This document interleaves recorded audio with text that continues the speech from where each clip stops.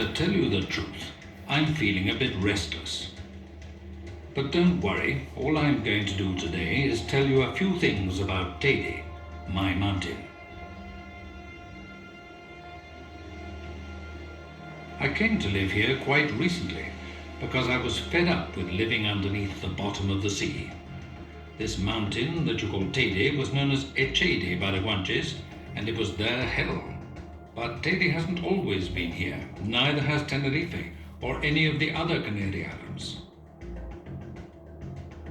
Some people, like the ancient Greeks, they might be ancient to you, but I'm a lot older than they are, used to think that this is where the legendary continent of Atlantis was.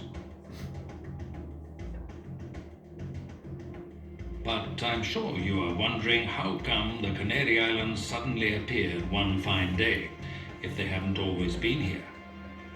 At the center of the earth, way below the sea floor, there are large quantities of molten rock called magma. This is where I used to live. Geologists, those scientists who study rocks and volcanoes, say that the Earth's crust is divided into enormous plates which are moved around by the magma underneath. When the continents and the seabed move, they crack.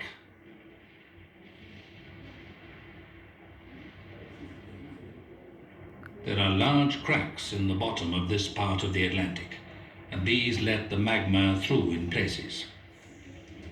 The solidified lava, or magma, that came through these cracks gradually built up from thousands of eruptions until it stuck up above the level of the sea. This is how the Canary Islands were formed. The process all started about 20 million years ago, and it hasn't finished yet.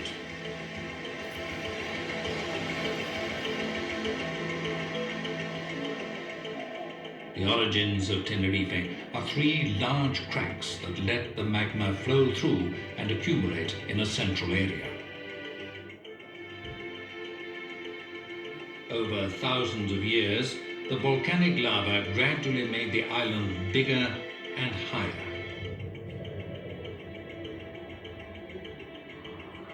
But the real reason is that I got tired of the constant fights between Neptune, god of the sea, and Pluto, god of the center of the earth. So I moved. And this is my home, Ninguaria, as the Romans called Teide, because it is usually covered by snow in winter. But I like to go out from time to time, and Teide hasn't always crowned Tenerife. Watch. Do you think that a mountain this high is formed just like that? The Orotava Valley, Las Cañadas, don't you think that something is missing from around Teide?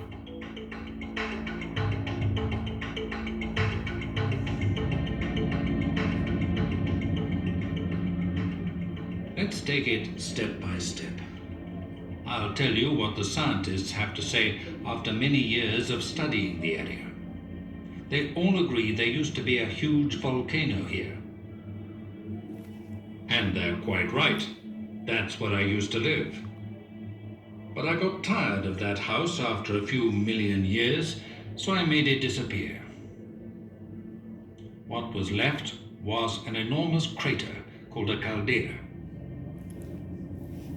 Some geologists say the crater was formed by the island rising up first, and then the middle collapsed.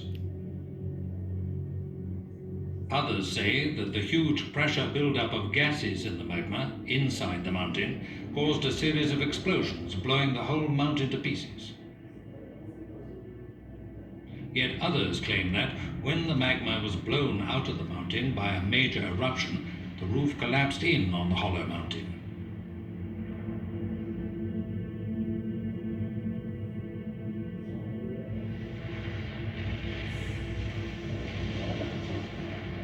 What really happened was this.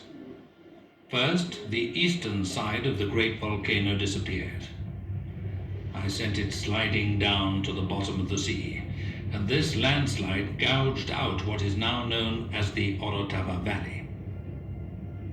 But this is just the beginning. Then there were some small eruptions that covered some of the landslide with lava. But the best is yet to come. There was a spectacular event that took place about 170,000 years ago. The Las Cañadas volcano was too big, and as it was made of many different volcanic materials, it was also unstable. So, one fine day, an earth tremor, that was my neighbor Pluto moving around, shook the whole mountain. The peak collapsed and rolled down the side of the mountain in a gigantic avalanche of earth and rocks.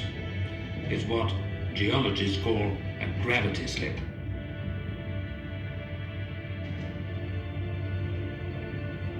This left a layer of rock exposed to the elements, but the pressure of the gas underneath opened up cracks in the rock, letting out vast streams of water vapor and magma. And that was how the great amphitheater of Las Cañadas came to be formed.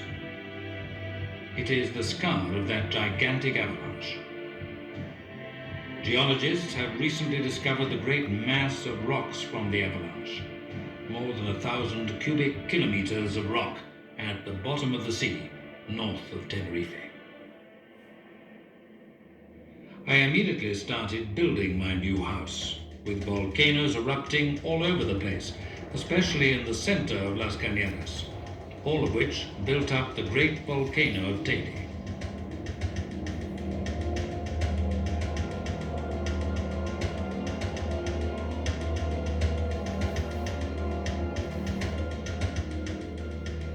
The enormous quantities of lava and volcanic rock that were spewed out covered most of the crater, making things more difficult for geologists because they can't see the bottom of the Great Depression. There were all kinds of eruptions. Early on, they were very common, but not so fierce. Later, they became less frequent, but more and more explosive. The last eruptions, although not very powerful, were quite recent. Las Narices del Teide, a mere 200 years ago, or Chinero in 1909. So you see, I'm not dead, it's just that I sleep a lot.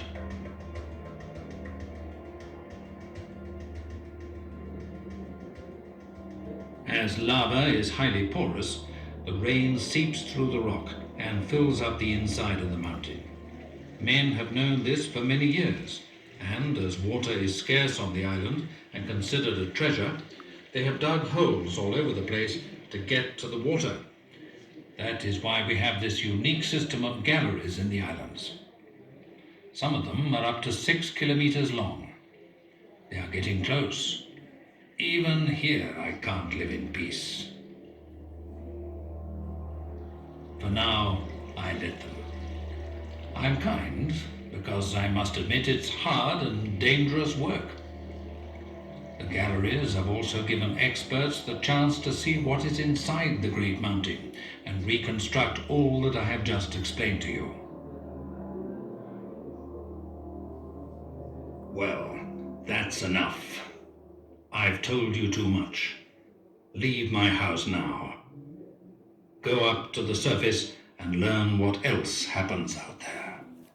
Goodbye for now.